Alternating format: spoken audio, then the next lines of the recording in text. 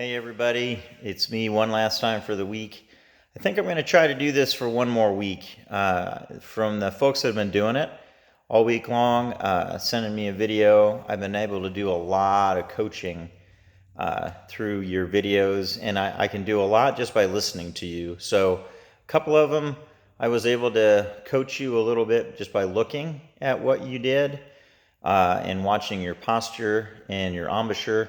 For others, it was just a matter of listening and coaching you on some of the things that you can do for tone. So for me, it's been really rewarding to be able to come visit you every day and talk to you. I enjoy doing the videos because there's a lot in my head that I want to spill out to you uh, it, that I normally don't get to do in class because we're pushed so hard to get ready for performances or contests or whatever it may be. So these a lot of fundamental things that I want to show you through my brain. So I think I've got it planned out where I can do this for one more week. I think it's wiser for us to maybe only have one or two graded assignments each week. So you'll notice that I gave you one on Tuesday for a grade, and then today you'll be for a grade. But I think with that, it allows me to coach you a little bit better and give you a lot more one-on-one instruction. And I think that'll benefit you better as a player. And that's really my job. And that's really what I want to do, is help you become a better player. So again, no stress. So we are here to play, and playing should be fun. So I just want to make you a better player. So let's agree to go through the next few weeks by limiting the amount of things that we put in the grade book, and not be so academically bound to what we need to do. Mr. Lisk always hated giving grades, and I never got an A+ from Mr. Lisk. My highest grade was a 98. So he never agreed with any of that. He didn't think folks should get A+ because there's always room for improvement.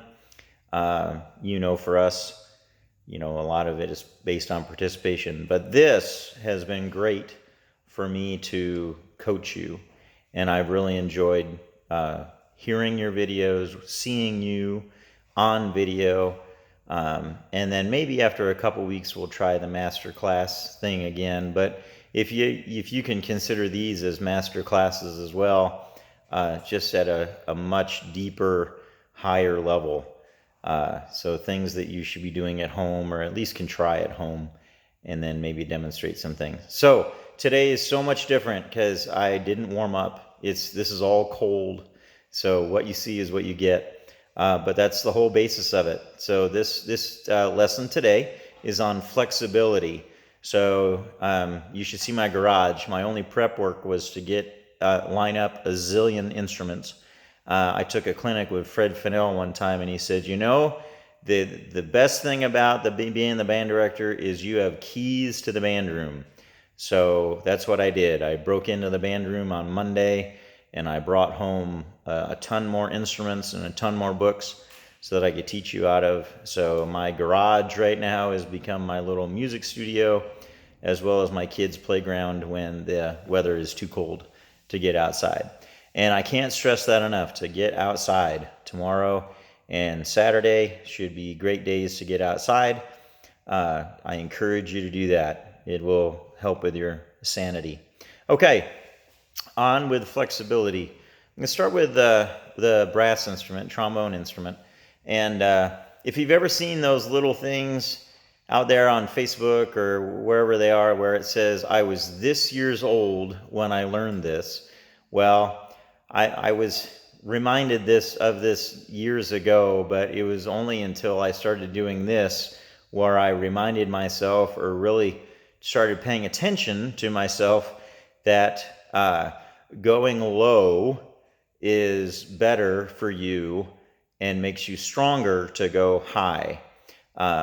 I'm big into running. My wife has got our family big into this weightlifting thing right now down in our basement, so we do that every day. And I've been into weightlifting for quite a while.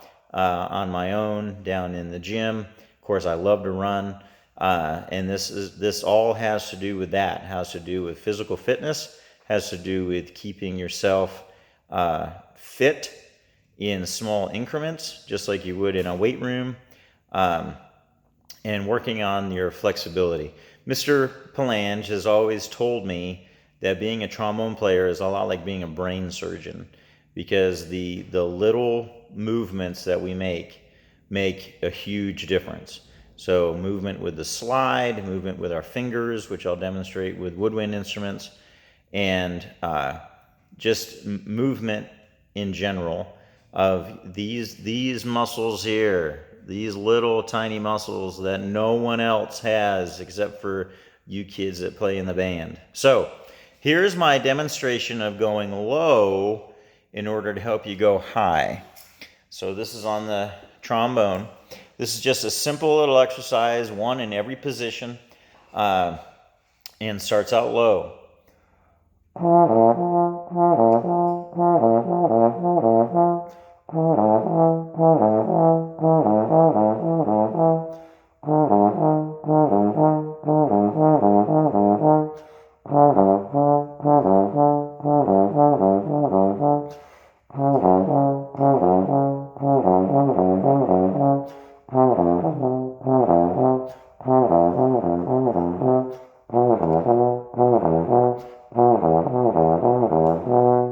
And do that in every position. And for trumpet players or French horn players or anybody else that has 3 buttons, do it in all valve combinations, even 1, 2, and 3. I got yelled at one time in a trombone lesson, how come you never go to 7th position? And how come you never do the exercises in 7th position?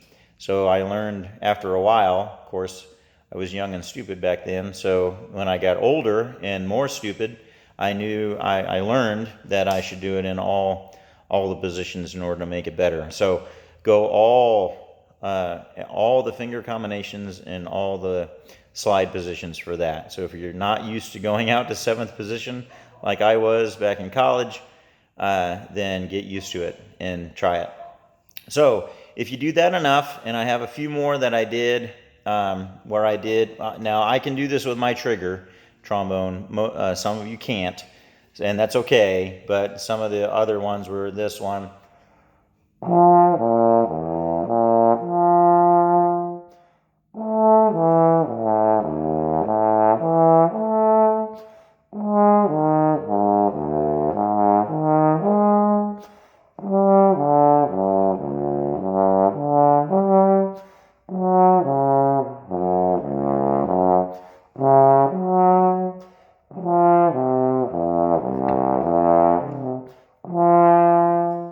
So that helps a lot, going down to low. And for tuba players, especially, reach those lower pedal notes. French horn players, Josh is really good at this, so doing the low range. 6th grade horn players are great at this. Kedsy's really good at this, getting down low and just making sure that you can extend your low range. So as a result of that, once you go through those a couple times, and I would encourage you to start with that. That was my big mistake, right? So I was this years old when I realized that I shouldn't start going high, I should start going low. It's a much better flexibility drill for you. So starting low allows me now to do this one. This one's a lot of fun.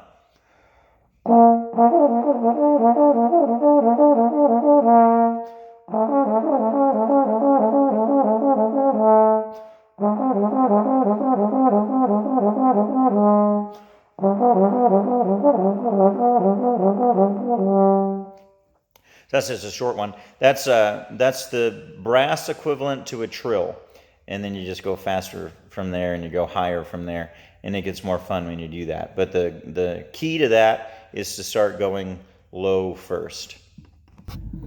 Okay, I had to pause my camera a little bit there, so now I'm back. Now here's the key, right? I had keys to the band room, so I could go in and get other instruments. So flexibility on woodwinds. I'm going to show you on a saxophone and a clarinet. Clarinet's my favorite, but then when I got this clarinet home, I noticed it's missing a key. So it doesn't play an open G very well, and it doesn't play an open F very well. So anyway, I can demonstrate what I want here. The biggest criticism I've ever gotten as a saxophone player and as a director getting kids ready to play for concerts and contests is woodwind players, we can hear your fingers. And that deals with flexibility. So I know I can't demonstrate all of this, but this is, you want to go to the same note every time. Clarinet's one of the easiest ones, you can go back to an open G every time, so no fingers down. But here's just a little bit of what the flexibility should be on the clarinet.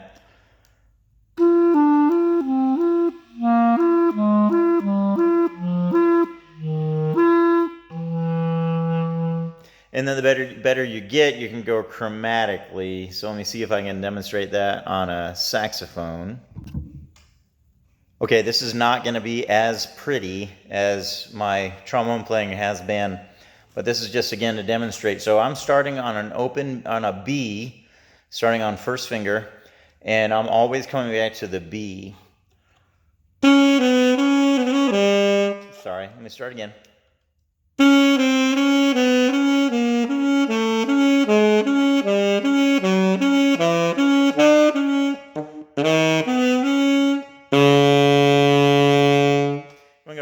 Down the whole range. And again, if you had a fingering chart, which is pretty easy to get out for all of you, especially woodwinds, it's much easier to do that. Valve combinations are a little bit simpler, but if you got your fingering chart out and just had it out in front of you and just went down chromatically, but again, go to that one note. And the trick is not to hear your fingers, so not to get this type of thing.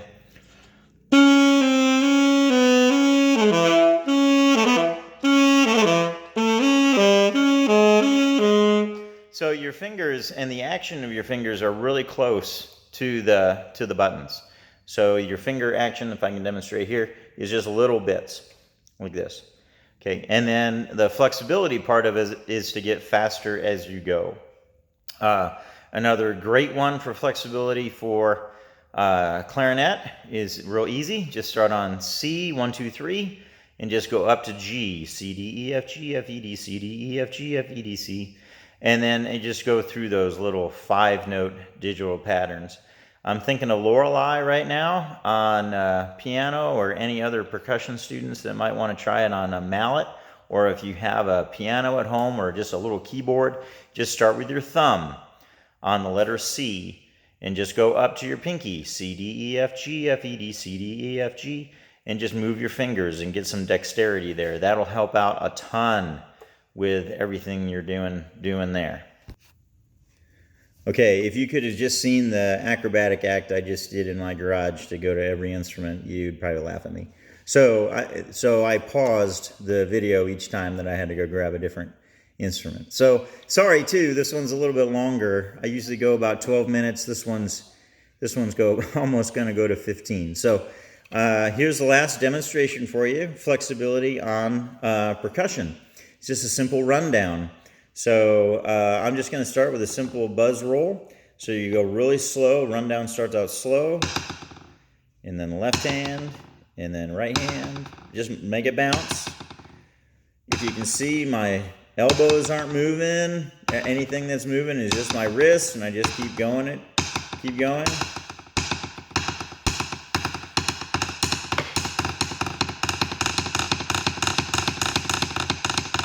Go as fast as you can, and then slow it down from there.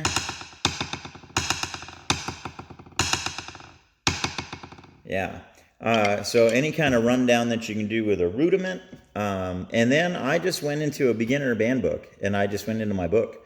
And I'm sure you can find these online like crazy. But I just found, like I'm here on page 40 on a beginner band book, and just find something that tells you what sticking to use. So this is just an example of a paradiddle exercise.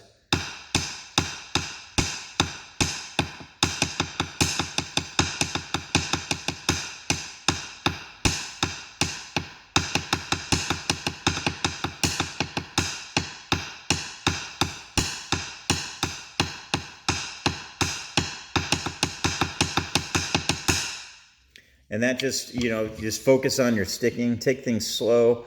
I'll go back to that weightlifting thing one more time. Form is much more important than speed or even endurance. So if you find yourself making mistakes, go slower.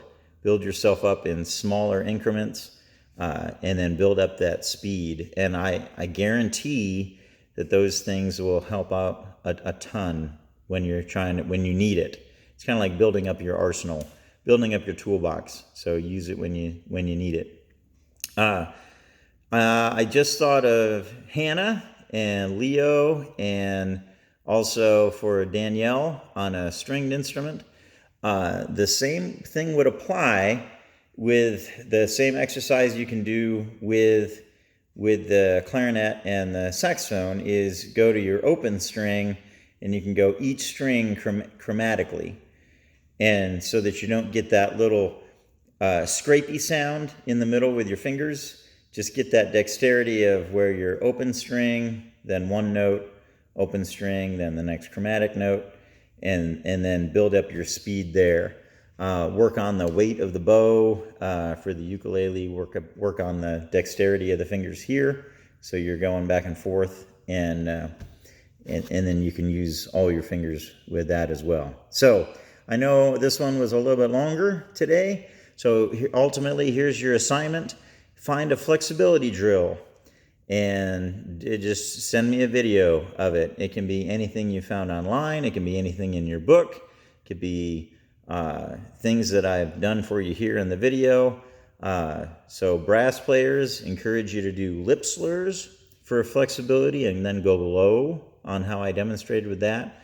Woodwind players, I would try to do the same one I did, just do it better than I did, do it chromatically, and try to do the full range of the horn. That is also going to show you if you have any leaks in your horn. If you can't get to the full range, and if you can't play with all 6 fingers down plus 2 pinkies, then you've got something wrong with your horn, and you might have to get that adjusted. So leaks happen, and it's pretty frequent that leaks can happen. For percussion students, do the things I asked you to do about going slow with your rudiments and do a rundown. A ton of videos out there. In fact, Abby Schoen just gave me a drumming video today and yesterday about 2-bar phrases on a drum, and it was great. It was a great video. So I know they're out there. And then for the stringed instruments, go ahead and try that dexterity movement with an open string and then moving down chromatically, and listen to the pitch as you go. So thanks for sticking with me today, and I hope that helped a little bit. And that's your last assignment for this week, is just shoot me a little video or recording of a dexterity drill or a flexibility drill. Okay, have a good weekend, and I'll see you next week.